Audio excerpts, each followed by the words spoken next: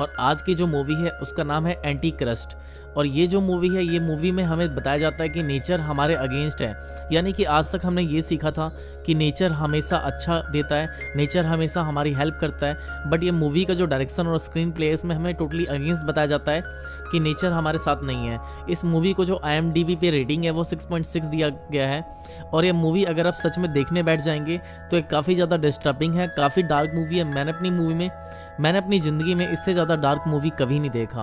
और मैं अगर आप इस मूवी को ढंग से समझने की कोशिश करेंगे तो आप 6-7 बार भी देख लेंगे तब भी समझ नहीं आएगा, बट मैं आपको आसान लैंग्वेज में इस मूवी को अच्छे से समझाऊंगा। और चलिए स्टार्ट करते हैं इस मूवी को। मूवी के स्टार्टिंग में हमें एक कपल को दिखाया जाता है जो कि एक हस्बैंड और एक वाइफ होती हैं, और इनके बाद में इनका एक छोटा सा बच्चा होता है। एक बार ये लोग अंदर अपने कमरे में थे और ये दोनों फिजिकली हो रहे थे। उसी समय में इनका बच्चा खिड़की कूदकर गिर जाता है और गिरने की वजह से उसकी मौत हो जाती है। जब उसकी मौत होती है तो जो वाइफ होती है बहुत ज़्यादा डिप्रेस हो जाती है, और वो जब डिप्रेस हो जाती है तो उसका पति खुद ही एक डॉक्टर था और वो सोचता है कि मैं अपनी वाइफ की क्लास खुद ही लूँगा और वो खुद ही उसको ठीक करेगा। बट उसके जो सारे फ्रेंड्स होते हैं वो इससे मना करते हैं, बोलते हैं कि देख तू अपने वाइफ की ट्रीटमेंट खुद से मत कर, माना तू एक साइकोलॉजिकल डॉक्टर है, लेकिन अपने वाइफ को जब तू ट्रीट करेगा तो उसमें तेरा इमोशंस जुड़ा रहेगा, इस वजह से तू उसे ठीक नहीं कर सकता है। इस बात पर वो काफ़ी ज़्यादा एरोगेंट होता है और वो बोलता है कि नहीं, मैं अपनी वाइफ की खुद ही क्लास लूँगा और खुद ही उसको ठीक करूँगा। इसके बाद वो लगातार अपनी वाइफ से बातचीत करना चालू कर देता है और उसकी क्लास लेने लग जाता है। उसके बाद वो अपनी वाइफ से पूछता है कि तुम्हारा सबसे बड़ा डर क्या है, तो बताते हैं कि ईडन नाम का एक गार्डन है, वो जंगलों में नहीं रह सकती, यही उसका सबसे बड़ा डर है। इस बात पर उसका जो हस्बैंड होता है वो सोचता है कि मैं इसके डर को दूर करूँगा और वो उसी गार्डन में जाके रहेगा, जबकि वाइफ इस चीज़ से डर रही होती है, बट वो ऐसा इसलिए करना चाहता है ताकि वो ये सारी चीज़ें को ठीक कर सके। उसके बाद हस्बैंड वाइफ दोनों जाके ईडन नाम के एक जंगल में जाके रहते हैं। ईडन का मतलब होता है भगवान, और ईडन गार्डन के अंदर में पहले की थ्योरी थी, थोड़ा हम पास बैक में जाएंगे तो काफ़ी सारे लोग यहाँ पर आकर उनकी डेथ हो गई थी अजीबोगरीब तरीके से। इसके बाद में ये लोग जाके उस जगह पे रह रहे होते हैं और इसका जो हस्बैंड होता है वो लगातार इसकी थेरेपी कर रहा होता है, बट थेरेपी के कारण ये और बीमार होने लग जाती है। और जब ये और ज़्यादा बीमार होने लग जाती है तो इसका जो हस्बैंड है वो इसे लगातार और भी ट्रीट करता है ताकि ये ठीक हो जाए। और एक रात जब ये लोग सो रहे थे तो लोग देखते हैं कि अचानक से ये जंगल में काफ़ी सारी औरतों के हाथ आने स्टार्ट हो जाते हैं और ये दोनों डर जाते हैं, दोबारा कमरे में जाते हैं। उसके बाद में यहाँ पे अलग अलग तरीके के नेचर्स दिखाए जाते हैं, जहाँ पे दिखाया जाता है कि हिरन जो है वो अपने बच्चे को पैदा कर रही है। इसके अलावा दिखाया जाता है कि कोई बत्तख है, जानवर है, वो मर गया। यहाँ पे एक्चुअल में यहाँ पे लाइफ साइकिल दिखाया जाता है कि कैसे लाइफ साइकिल घूमता है।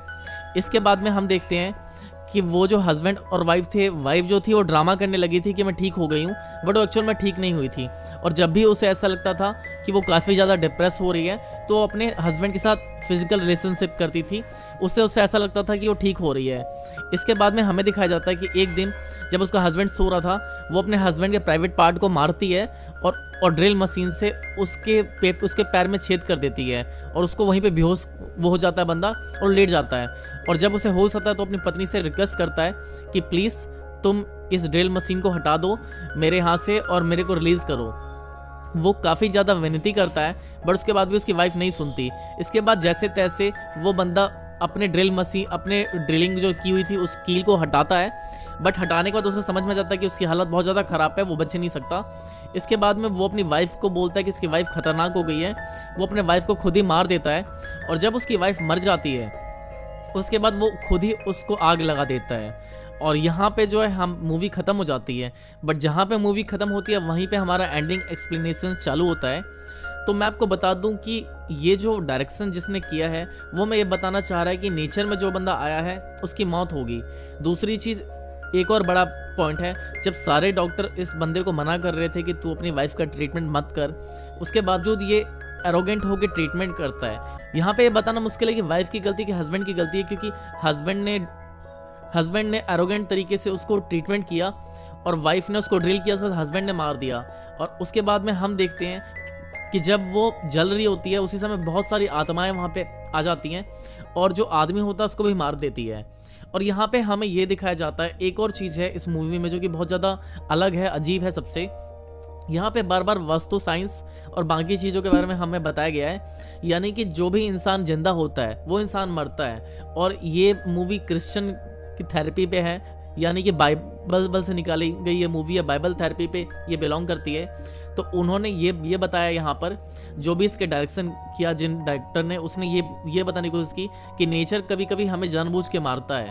और साथ ही यहाँ पे ये भी था कि जब आपको याद होगा, जब आपने मूवी देखा तो अपने मूवी में देखा कि जो उसकी वाइफ होती है वो ड्रिल करती है प्लस इसके प्राइवेट पार्ट को मारती है, यानी कि वो ये दोषी समझती है कि जब वो लोग इंटीमेट हो रहे थे उसी समय में उसका बच्चा गिरता है, तो अगर वो इंटीमेट नहीं हो रहे होते तो उसका बच्चा शायद नहीं गिरता।